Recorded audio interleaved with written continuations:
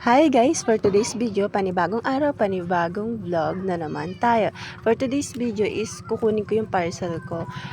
Pinipilit kong tumakbo dyan, kaya lang hindi ko kaya kasi nga alam nyo naman may problem ako sa heart, kaya mabilis akong hingalin. So ginawa ko na lang, in-speed up ko na lang yung video na to. Siyempre short lang na video, in-speed up ko kasi para makita nyo kung saan ako kumukuha ng parcel.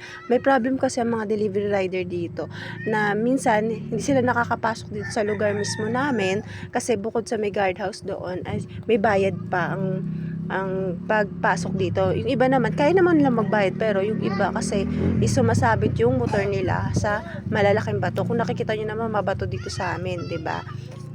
Tsaka hassle talaga magpasok dito yung mga motor, 'di ba? Kaya nagsasacrifice kami na umakyat sa may mismong tulay. Ayan, makikita niyo madadaanan ko yung tulay na may ilog diyan.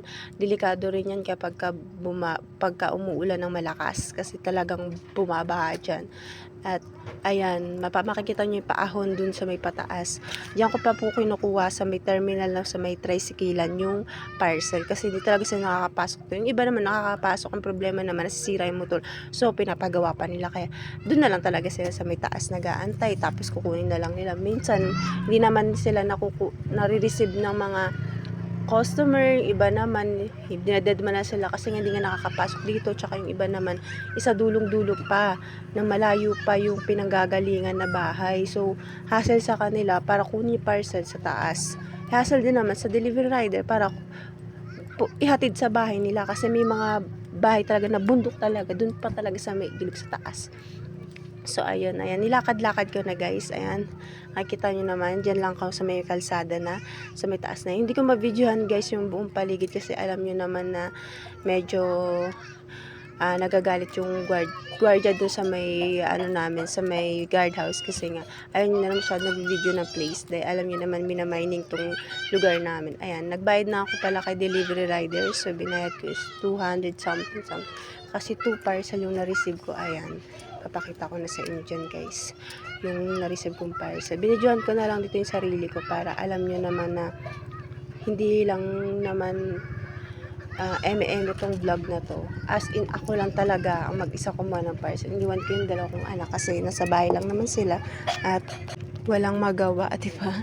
Iniwan ko yung dalawang bata sa bahay kasi nga sa bahay lang naman sila at yung isa natutulog pa at yung isa naman naglalaro-laro. Ayan, nakuha ko na yung parcel ko dito guys. Binidyo ko na lang din sa sarili kasi nga syempre may higpit, hindi pwede videohan yung buong lugar, kaya nagpapanggap na lang ako kunwari nagsi-cellphone, pero yun pala nag-video na ako dito. At guys, pauwi na ako, ganyan ulit, speed up ko ulit sa inyo guys para makita nyo ulit yung dinaanan ko pabalik. Although malapit lang naman din kami kung titingnan mo siya, sa relocation lang naman, pero kung malalakarin mo siya, napakalayo guys. Kaya nag-decide na lang akong ipakita sa inyo kasi akala nyo naman na porket nakaka-receive ako, ay araw-araw siya may parcel, ibig sabihin malapit na sa kanila yung nagde-deliver. Hindi guys, malayo talaga pinagkukuhanan ko ng parcel, kaya mas convenient sa akin na umorder na lang kasi bukod sa mura sa order sa online, minsan free shipping pa, tas naka-discount ka pa, tas minsan talaga is convenient kasi kung ano yung gusto mong item talagang nare-receive. Tsaga-tsaga lang sa pagre-reviews tsaka sa pagbabasa ng mga comments dun sa reviews na yun kung talagang legit siya. Sobrang ganda guys ng mga item doon, tapos makakapili ka talaga ng gustong gusto mo, lalo na mga anak ko gustong umorder ng mga design na kunyari Kuromi, hindi mo na mahanap sa ibang lugar.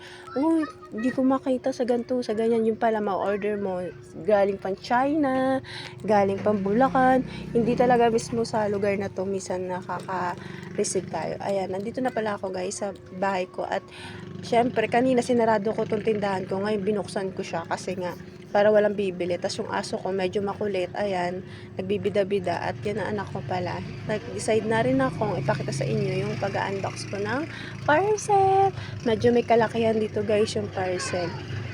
At tingnan ko kung alin yung unahin ko kasi gusto kong mauna dito yung cortina na na i-open ko. Shower curtain guys yung in-order ko dito kasi gusto kong makita nyo yung in-order ko. Actually natutuwa ako dito sa in-order ko kasi 3 pieces lang talaga in-order ko, tapos nagkaroon ako ng free na isa. Sobrang tuwa ako, tsaka ang ganda-ganda niya, tapos tamang-tama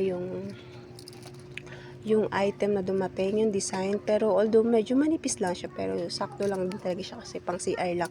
At hindi na ako magpapalit-palit at maglalaba-laba ng cortina. Kasi ang hassle sa akin, lalaban pa yung cortina. Itong shower curtain is pupunasan mo lang siya kapag nadumihan kasi medyo plastic siya, 'di ba? Ayan, sobrang legit yan, guys. And then the second parcel is ito ay gustong-gusto ng anak ko at maggamit nila is mini vanity mirror siya, tapos de-assemble siya. Kaya lang, guys, nai-stress ako dito kasi hindi ko alam kung paano siya i-assemble. Unbox ko na siya para makita nyo, guys, kung ano yung laman talaga. At sulit naman yung in-order ko dito. Sobrang tuwan-tuwa yung anak ko. At nagrereklamo lang siya dito kasi nga hindi daw Kuromi na design. Sabi ko, okay na yan, maganda naman. Ayan, no. Ina-assemble siya, guys. Medyo hassle sa akin yung mga assemble. Kahit na may instruction siya, medyo nahihirapan ako. Marang nag-loading pa yung utak ko kung paano siya assemble, di ba? Nag-iisip pa ako, mga Mima, hirap na hirap ang above na Mima na to, mag-assemble, Thanks, guys!